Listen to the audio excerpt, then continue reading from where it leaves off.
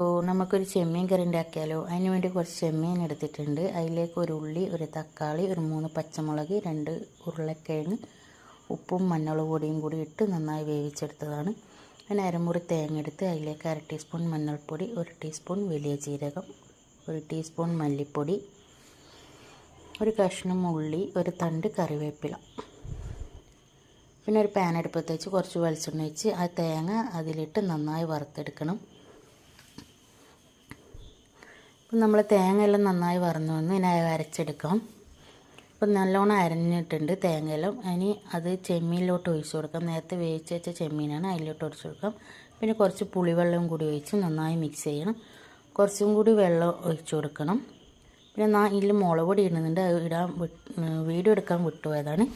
മുളക് പൊടിയും കൂടി ഇട്ട് നന്നായി തിളപ്പിച്ചതിന് ശേഷം ഉള്ളിയും കരിവേപ്പിലയും കാച്ചിട്ട് ഒഴിച്ച് കൊടുക്കാം. അപ്പം നമ്മൾ ചെമ്മീൻ കറി റെഡി.